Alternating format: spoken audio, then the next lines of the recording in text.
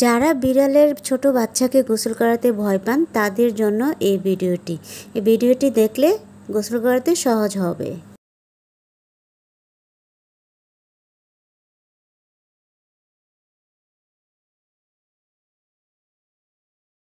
Hello everyone, আসসালামু আলাইকুম। কেমন আছেন সবাই? আশা করছি অনেক ভালো আছেন। আলহামদুলিল্লাহ, আমরাও খুব ভালো আছি। তো বন্ধুরা, আবারই চলে আসলাম নতুন একটি ভিডিও নিয়ে। তো আশা করছি আমার এই আজকের ভিডিওটি যারা একেবারেই নতুন বিড়াল পালছেন, যারা ছোট বাচ্চাকে গোসল করাতে ভয় পাচ্ছেন, তাদের জন্য অনেক সহজ হয়ে যাবে। তো চলুন ওকে গোসল করাতে নিয়ে যাব। ওর আজকে প্রথম গোসল। আর বয়স হলো 2 মাস 7 দিন। কারণ ছোট বাচ্চা শরীরে খাবার টাবার ভরায় বা মাটিতে গড়াগড়ি করে, পটিতে শুয়ে থাকে, তার জন্য ওর শরীরে একটু ব্যাড স্মেল আসছিল, তার জন্যই ওকে আজ গোসল করিয়ে দিচ্ছি। তো ছোট বাচ্চাদেরকে কিভাবে গোসল করাতে হয় সেটাই আর শেয়ার করব আপনাদের সঙ্গে। তো ওর আজ প্রথম গোসল, আমিও নিজেও জানি না ও কতটা মানে ডিস্টার্ব করে নাকি শান্ত থাকে। তো দেখতেই পাচ্ছেন আপনারা, ও কিন্তু অনেক ভয় পাচ্ছে পানিকে। তো যে কোনো বিড়ালকে গোসল করান না কেন, ঠাস করে একবারে মাথায় বা গায়ে পানি দিতে যাবেন না, আগে লেজের দিক দিয়ে ভিজিয়ে যাবেন, তাহলে ওরা এতটা বেশি ভয় পায় না। তো আমি কিন্তু সেমটাই করছি। আর আরেকটা অনুরোধ রইল আপনাদের কাছে, সেটা হলো গোসল করানোর আগে অবশ্যই নখ কেটে নেবেন, কারণ বিড়াল কিন্তু পানি দেখে ভয় পায়।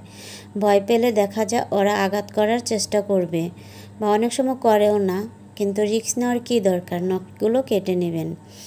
তো বন্ধুরা, তো ও কিন্তু আর ফার্স্ট গোসল দেখে আমিও জানতাম না যে ও অতটা ডিস্টার্ব করবে বা এত নড়াচড়া করবে, কিন্তু বেশ নড়াচড়া করছে।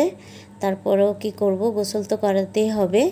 কিন্তু খেয়াল রাখবেন কানে যাতে কোনো মতেই পানি না যায়, কারণ বড় হোক ছোট হোক বিড়ালের কানে পানি গেলে কিন্তু অনেক খারাপ অবস্থা হয়ে যাবে।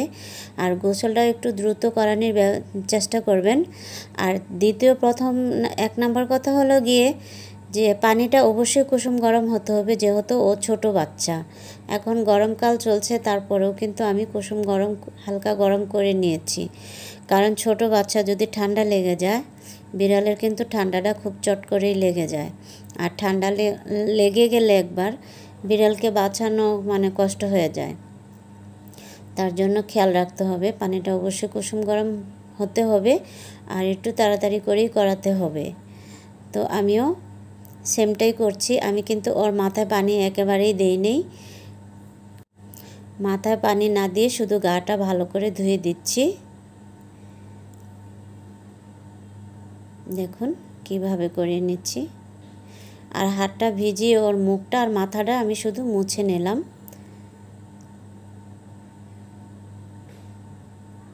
আর আপনারা যদিও মাথায় পানি যদি দিতে চান, তাহলে অবশ্যই কান দুটো চেপে ধরে নেবেন, ধরে নিলে যাতে কানের ভিতরে পানি না যায়, কান দুটো চেপে ধরে হাত দিয়ে অল্প অল্প করে মাথায় পানি দিবেন।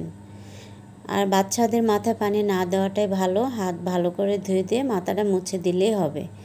আমার ময়নার গোসল কিন্তু শেষ। এখন দ্রুত খুব ভালো করে বুকটা আগে মুছে নেব, কারণ গলার তল আর বুকটা আগে মোছার খুব জরুরি, কারণ বুক ভিজা থাকলে ওদের ঠান্ডা লেগে যাবে।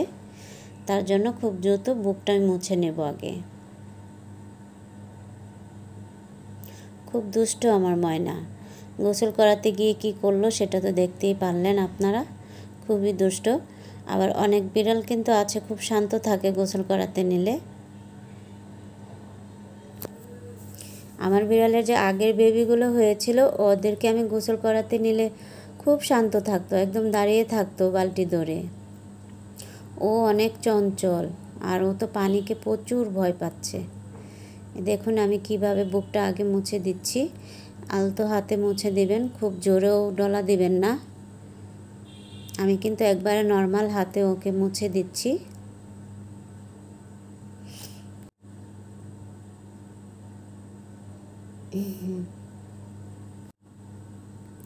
এত দুষ্টুমি করে ও নর্মালি ঘরে খুব দুষ্টুমি করে।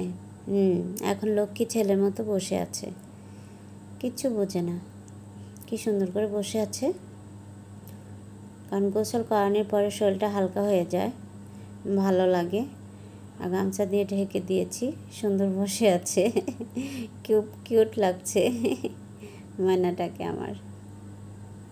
তো বন্ধুরা, কি বোঝাতে পারলাম আপনাদেরকে যে বাচ্চাদেরকে গোসল করাতে হবে একটু জলদি।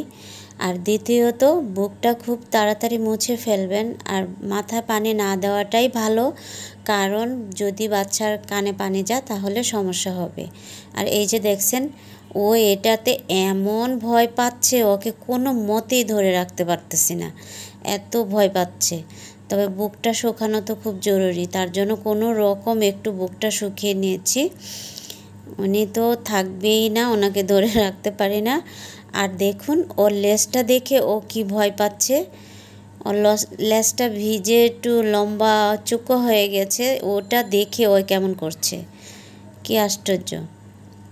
এরকম তো আমি আর কোনো বিড়ালকে দেখি না, ও কেন ওর নিজের লেজ দেখে এভাবে ভয় পাচ্ছে। খুব মজার বিষয় না, নিজের লেজ দেখে নিজেই ভয় পাচ্ছে এইভাবে। তো যাই হোক বন্ধুরা, আমার ভিডিওটি যদি ভালো লেগে থাকে তাহলে অবশ্যই আমার চ্যানেলটি সাবস্ক্রাইব করবেন, লাইক দিবেন, বেশি বেশি করে শেয়ার করে দিবেন। ভালো থাকবেন, সুস্থ থাকবেন, আল্লাহ হাফেজ।